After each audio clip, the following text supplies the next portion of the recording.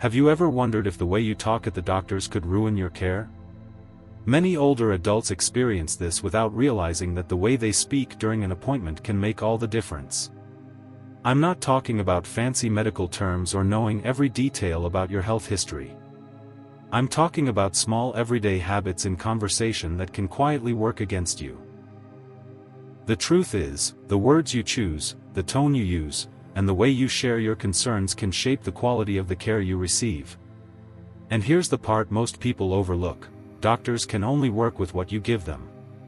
If the information isn't clear, complete, or direct, even the best physician can miss something important. This isn't about blaming yourself or thinking you've done something wrong. Most seniors pick up these habits without even noticing, and many of them come from a lifetime of trying to be polite, not wanting to complain, or assuming that certain issues are just part of getting older. But when it comes to your health, those little conversational patterns can have big consequences. You might miss out on treatment options, delay an important diagnosis, or walk away without truly understanding your next steps. In this video, we're going to talk about the 5 ugly truths about how older adults sometimes speak at the doctor's office, things you may be doing without realizing it, and how they can quietly harm your health. We'll explore what these habits look like, why they happen, and what you can do instead to make sure you're truly heard, respected, and cared for. Stay with me until the end, because the last one is something even the most careful and thoughtful patients often get wrong, and fixing it could change every future appointment you have. Number 1, downplaying or minimizing symptoms. One of the most common mistakes I've seen older adults make during a doctor's visit is brushing off or downplaying their symptoms. It might sound like saying, "It's nothing serious, just a little ache," or, "I don't want to make a fuss about it." You may think you're being polite or not wasting the doctor's time, but in reality, you're making it harder for them to help you. Doctors rely on the details you give to piece together what's really going on. If you leave out information or make something sound smaller than it is, you're essentially giving them an incomplete puzzle and expecting them to see the full picture. For many seniors, this habit comes from years of putting others first, being tough, or simply not wanting to seem like a complainer. I've spoken to friends in their 70s who told me they'd lived with months of discomfort because they didn't want to bother the doctor. But here's the thing: what you think is a minor ache could be the early sign of something that's much easier to treat if caught in time. The longer you wait or the less you say, the higher the risk that it becomes something more serious. I remember talking with a neighbor, Helen, who was 78 at the time. She had been feeling a constant tightness in her chest for weeks but dismissed it as just getting older. She mentioned it in passing during a routine checkup, and only then did the doctor realize it might be a heart issue. Further testing confirmed she had a condition that needed treatment immediately. She told me later that if she had kept quiet or downplayed it further, she might not be here today. Her story is a powerful reminder that what feels small to you might look very different to a trained professional. The best approach is to describe your symptoms exactly as they are, without softening them to make them sound less important. If you've had pain for 3 weeks, say 3 weeks. If your sleep has been disrupted, say exactly how often. If it's affecting your daily life, be honest about how. It's not complaining, it's giving your doctor the tools they need to do their job well. You're not asking for sympathy, you're giving the facts so they can help you stay as healthy and independent as possible. When you speak openly, you take control of your health in a way that's both respectful and effective. A good doctor will appreciate your honesty and use it to guide your care. Remember, the appointment is your time. Don't waste it by hiding the truth about how you really feel. Number 2, talking in vague or unclear terms. Another habit that often causes trouble during medical visits is speaking in generalities instead of giving clear, specific details. Many older adults will say things like, "I just feel off," or, "It hurts," sometimes without explaining when, where, or how it happens. While those statements might make perfect sense to you, they leave your doctor guessing. And guessing in healthcare is dangerous. The more vague your words, the harder it is for the doctor to pinpoint the cause, which means the diagnosis and treatment could be delayed or even misguided. One reason this happens is that we often forget to keep track of our symptoms. By the time you get to the appointment, it all blends together, and you end up giving a short, hazy description. Another reason is habit. In everyday conversation, vague language is enough for friends or family to understand you, but a doctor needs precision. They need to know exactly how long you've had the symptom, what triggers it, how intense it gets, and what, if anything, makes it better or worse. Without that information, they're left trying to read between the lines. I think back to my friend Robert, who's 81 now. He once told his doctor he was feeling weak lately. That's all he said. The doctor asked a few follow-up questions, but because Robert couldn't recall details like whether the weakness came in the morning or evening, if it was worse after walking, or if he'd had any other symptoms, the doctor didn't have enough to go on. Weeks later, after the weakness worsened, more tests revealed that could have been treated sooner. Robert admitted later that if he had been more specific the first time, he might have avoided those extra weeks of feeling drained. The best way to avoid this mistake is to prepare before your appointment. Write down your symptoms, when they started, how they feel, and what affects them. If it's pain, describe it. Is it sharp, dull, burning, or throbbing? If it's fatigue, does it come after meals, in the morning, or only after physical activity? This level of detail not only helps your doctor understand you better but also speeds up the process of getting the right tests and treatment. When you give precise information, you're not being difficult or overcomplicating things. You're helping your doctor connect the dots. It's like giving them a clear map instead of a blurry sketch. And when your health is on the line, clarity is one of the most powerful tools you have. If you're still watching this video and finding these insights valuable, please comment number 2 below to let me know you're here. And if you haven't subscribed yet, I recommend you subscribe and turn on the bell so you don't miss any videos. Your support helps us continue creating good content to inform and inspire you. Now, let's move forward. Number 3, not bringing a written list of concerns. One of the biggest missed opportunities I've seen older adults make at a doctor's appointment is showing up without a written list of what they want to discuss. You might think, I'll remember everything once I'm there. But the truth is, once you're in that room, it's easy to forget half of what was on your mind. Maybe you get caught up talking about one main problem, or the doctor asks questions that steer the conversation elsewhere. Before you know it, the visit is over, and you're driving home, realizing you forgot to mention 2 or 3 important concerns. This isn't about being forgetful. It happens to everyone, especially when the appointment feels you're trying to recall details on the spot. But without a written list, you leave your health to chance. Doctors aren't mind readers, and if something doesn't come up during the conversation, they won't know to address it. I've seen friends walk out of appointments still worrying about the same issues they had going in simply because they never got around to bringing them up. I remember my friend Margaret, who went in to talk about her blood pressure medication. She had also been having trouble sleeping and occasional dizziness, but by the time she left, she realized she'd only discussed the medication. Weeks later, the dizziness got worse, and it turned out to be related to her blood pressure control, something the doctor could have connected earlier if both concerns had been discussed at once. That delay cost her time, energy, and extra trips back to the clinic. The best approach is simple.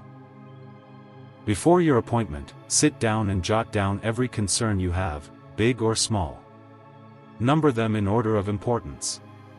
When you get to the office, hand that list to your doctor or keep it in front of you so you don't miss anything. Even if you can't get to all of them in one visit, at least your doctor will know they exist and can help you decide what needs attention first. Walking into a medical appointment without a list is like going grocery shopping without knowing what you need. You'll almost always leave without something important. But with a list, you take control, make the most of your time, and ensure that every concern, question, or change in your health gets the attention it deserves. Number 4. Assuming the doctor remembers everything about you.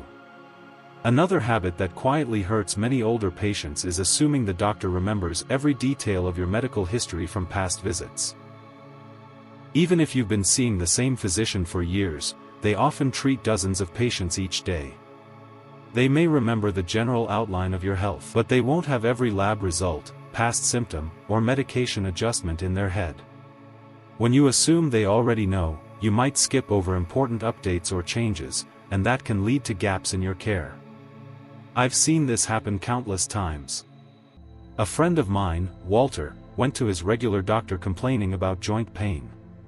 He assumed the doctor remembered his history with gout and didn't mention that he had also started a new blood pressure medication a month earlier. That detail turned out to be key. The new medication was contributing to his symptoms, because Walter didn't bring it up. It took weeks of extra tests to discover what could have been solved in minutes. The truth is, medical records are helpful, but they don't tell the whole story. There may be notes from your last visit, but they might not include everything you've experienced since then. And sometimes your file is so large that the doctor can't review every page before you walk in. If you assume they already know the latest details, you risk leaving out the very information they need to give you the best advice. The best habit is to give a quick, clear update at the start of every appointment. Mention any new medications, supplements, or lifestyle changes since your last visit. If you've had new symptoms, even if you think they're unrelated to your main concern, include them in your update. A simple statement like, "Since my last visit, I started this new pill and noticed these changes," can give your doctor a much stronger starting point. Think of it like catching up with an old friend. You wouldn't expect them to know what's happened in your life if you never told them. Your doctor is your partner in health, but the partnership works best when you keep them fully informed. The more complete the picture you provide, the faster they can connect the dots and guide you toward the right care. If you're still watching this video and finding these insights valuable, please comment number 4 below to let me know you're here. And if you haven't subscribed yet, I recommend you subscribe and turn on the bell so you don't miss any videos. Your support helps us continue creating good content to inform and inspire you. Now, let's move forward. Number 5. Talking too much without letting the doctor guide. When you finally get into that exam room, it can feel like the one chance you have to share everything that's been on your mind for weeks or even months. Many seniors understandably want to make the most of that moment. So, they start at the very beginning and go through every detail, from what happened years ago to every ache and pain they've felt since. While this comes from a place of wanting to be thorough, it can overwhelm the conversation, eat up the limited time, and keep the doctor from focusing on what truly matters right now. The truth is, medical appointments are often short, and doctors are trained to guide the conversation so they can gather the right details in the right order. When we fill the air with too many side stories or unrelated symptoms, we unintentionally steer the visit off course. Imagine a road trip where the GPS keeps trying to point you toward your destination, but you keep taking side roads to show all the interesting places along the way. You might never get where you need to go. I remember Mary, a 77-year-old friend of mine, who went in to talk about knee pain that was keeping her from walking comfortably. By the time she finished telling the doctor about her cousin's hip replacement, her garden work, and the weather changes she noticed last month, half the appointment was gone. They barely had time to examine her knee, and she left with more questions than answers. Not because the doctor didn't care, but because there simply wasn't enough time to address everything. That doesn't mean you should hold back important information. It means you should let the doctor lead with questions so your answers are as relevant and helpful as possible.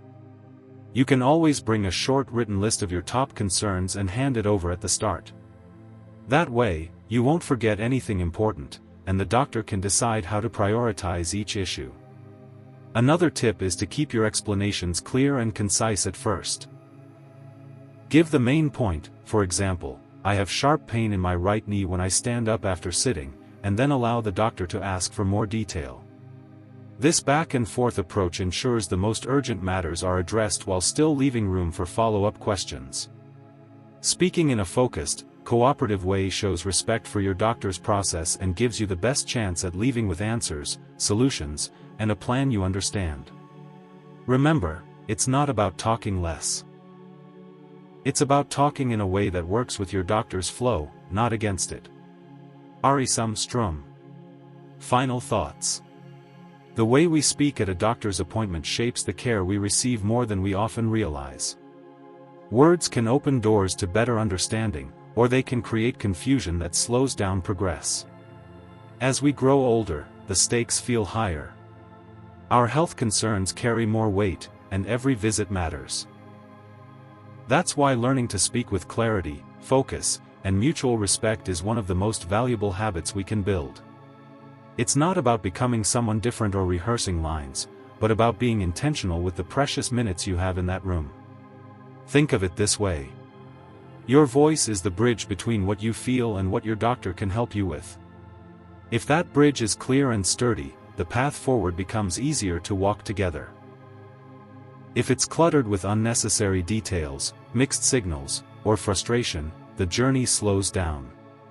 Small adjustments, like preparing your main points, letting the doctor guide the I've known seniors who dreaded appointments because they felt unheard or misunderstood.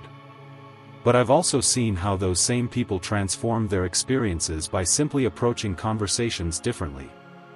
When you leave an appointment feeling confident that your concerns were understood and addressed, it brings peace of mind that goes beyond that one visit. So, the next time you sit across from your doctor, remember you're not just a patient, you're a partner in your own care. Your words, your tone, and your willingness to work together are powerful tools. Use them well, and you'll walk out of that room with more than just instructions. You'll walk out with trust, understanding, and hope for better days ahead. Thank you for joining us today. We'd love to hear from you. Leave a comment below and share one thing you learned today and how you plan to use it in your life. Your thoughts are important to us, so don't hesitate to share them. Reading your comments gives us great motivation and encouragement. If you enjoyed this video and found it helpful, please like, subscribe, and share. Your support helps us continue creating good content to inform and inspire you. Thanks for watching, and we look forward to seeing you in the next video.